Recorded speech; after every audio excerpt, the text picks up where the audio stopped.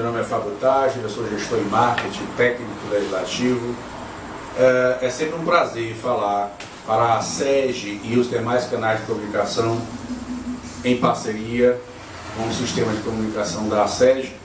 Hoje comigo Fernando Pontes, jornalista, consultor político e uma das mentes mais criativas do Ceará quando diz respeito a políticas públicas e principalmente quando nos deparamos com um processo de renovação na Câmara Municipal de Fortaleza, uma das mais atuantes e propositivas do Brasil.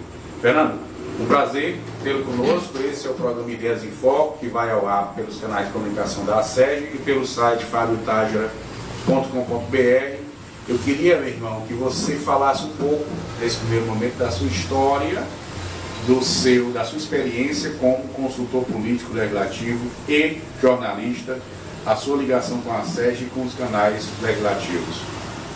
Boa noite. Eu não quero me alongar nesse aspecto, porque eu prefiro justamente responder suas perguntas sobre a grande renovação que houve no Parlamento Municipal, de 60%, para ver se essa renovação representa, juntamente com novos nomes, também uma qualidade parlamentar em prol da cidade de Fortaleza, dos seus munícipes. Realmente eu acompanho a Câmara Municipal desde Antonelli Bezerra, fui diretor de comunicação da Câmara, fui diretor financeiro da Câmara e assessor parlamentar de dezenas de vereadores, também na Assembleia Legislativa. Nós temos essa pequena experiência, também como autor de 6 livros sobre eleições, sobre análise política, mas o nosso principal foco e a nossa principal preocupação é sempre com o novo mandato, a nova legislatura das casas legislativas. No caso, em foco agora, se trata justamente dessa recente eleição municipal em que houve uma grande renovação na Câmara Municipal de Fortaleza. Agora, vamos analisar, Fábio, para os telespectadores da TV SEG, em que nível, em que grau de qualidade, de criatividade, de competência terá essa renovação em prol da cidade de Fortaleza. Pronto, você tocou num ponto importante para o nosso web telespectador, que é a questão da renovação legislativa.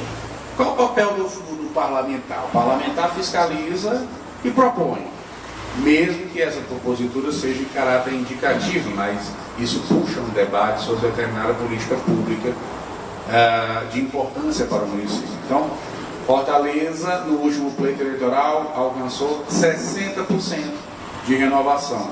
E uma renovação realmente bem mista, bem plural, no sentido de partidos, de ideologia partidária.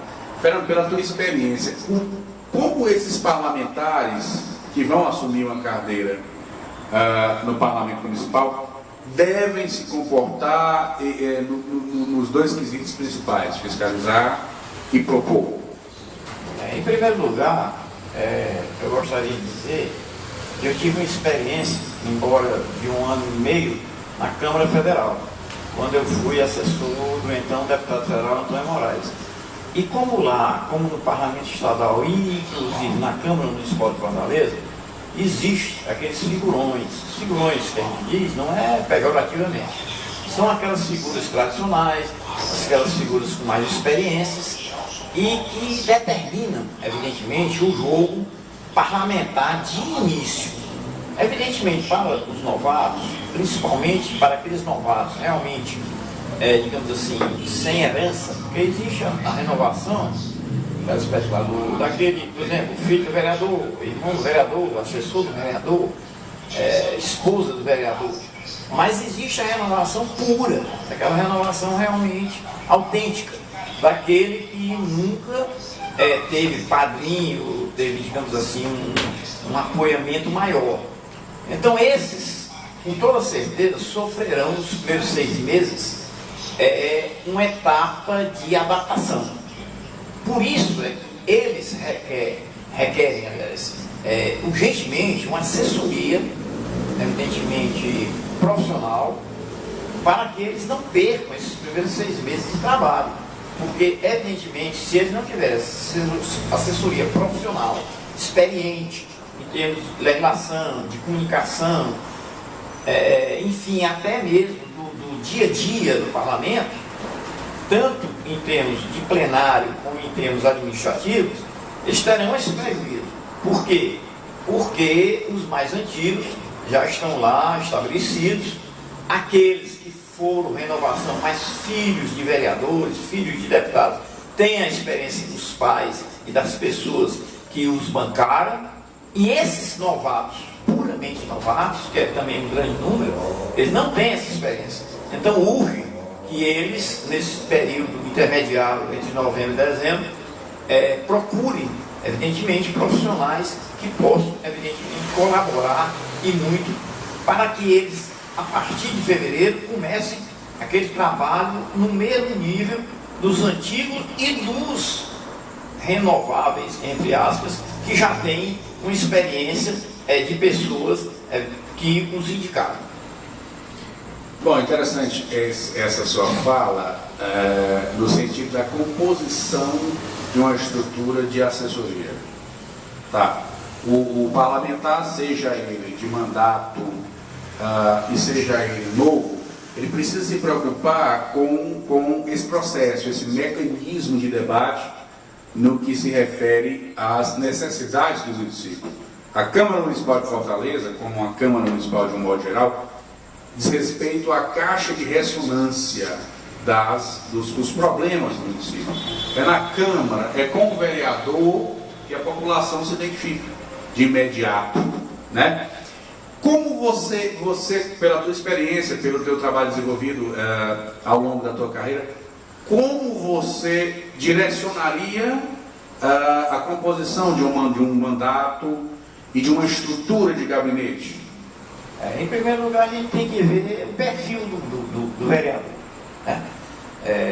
Ali estão representadas pessoas de diversos segmentos, sociais, econômicos, culturais, religiosos, e evidentemente representantes de segmentos que lá os colocaram e que cobram posições, como projetos de leis, cobram requerimento, cobram posicionamentos de acordo com os interesses daqueles que apoiaram aquele candidato.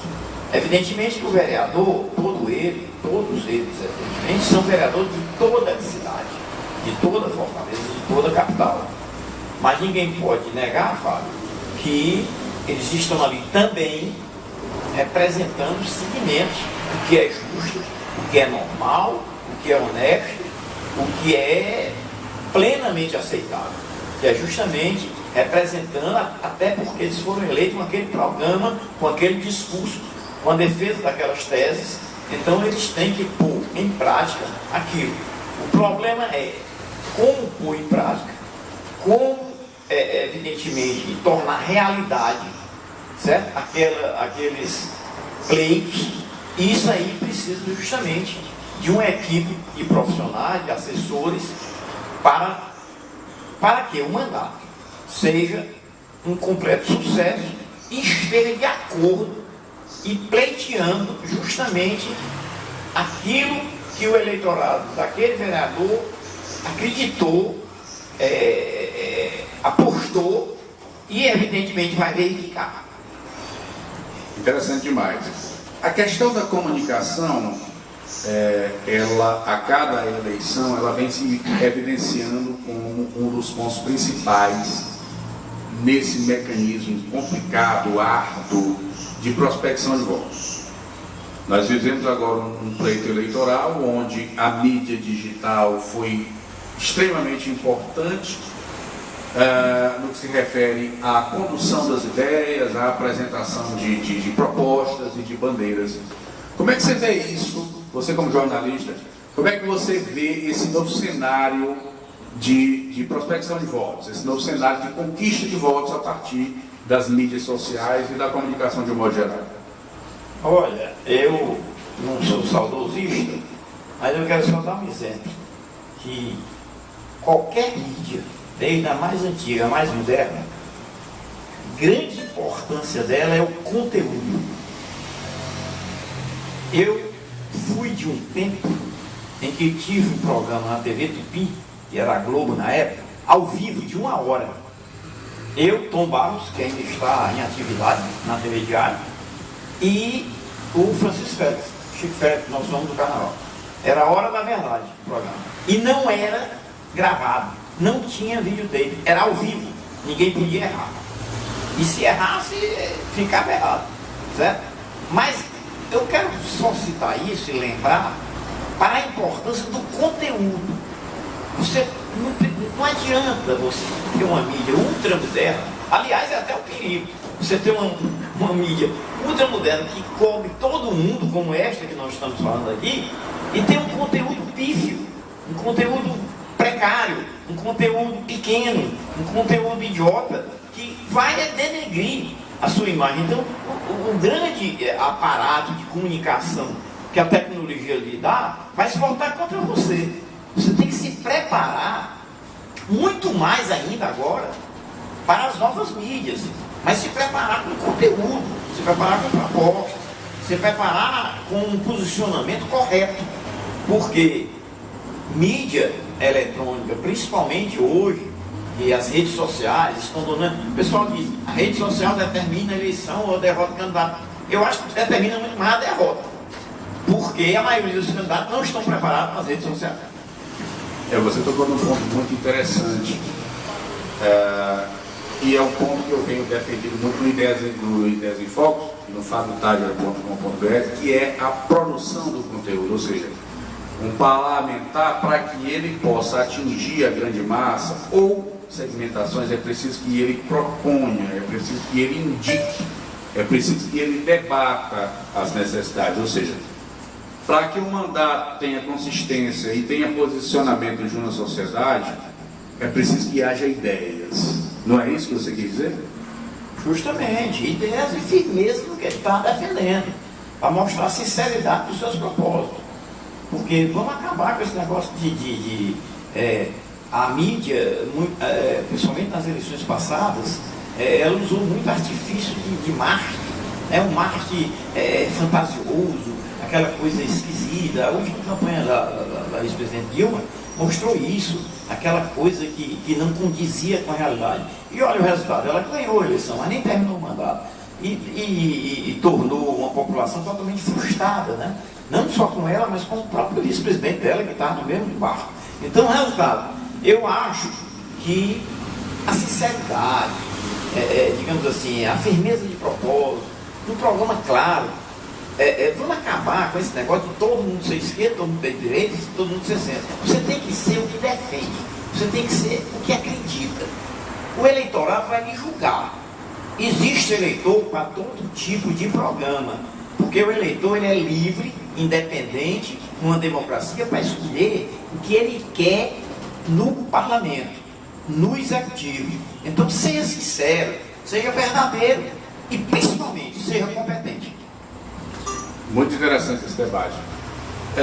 Dizer o seguinte, então, produzir políticas públicas hoje, independente da estrutura da Câmara, seja em uma Câmara de médio porte, seja na capital, depende muito dessa questão também de você saber ouvir os núcleos e os segmentos sociais e de você ouvir e pegar essa informação e assimilar essa informação e produzir uma política pública. Ou seja, o vereador ele acaba sendo um elo entre a necessidade do segmento, a necessidade da população e a política pública que precisa ser apontada.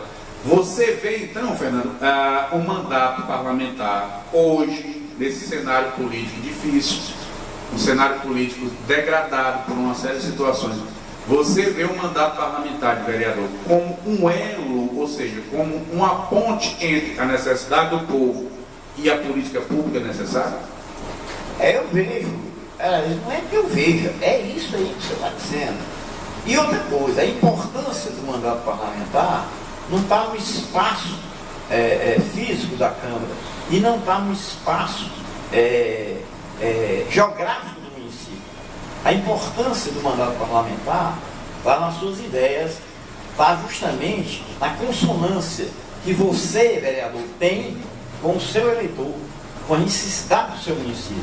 Isso é que é importante. Não adianta você estar numa cidade grande se você pensa pequeno. Você estando numa cidade pequena, pensando grande, essa cidade obviamente se tornará grande. Muito interessante essa observação, e isso vale como um foco, um direcionamento. E o que é interessante? A gente debater no sentido de estimular as proposituras. E isso nós vamos debater no segundo bloco, no segundo momento, até a volta.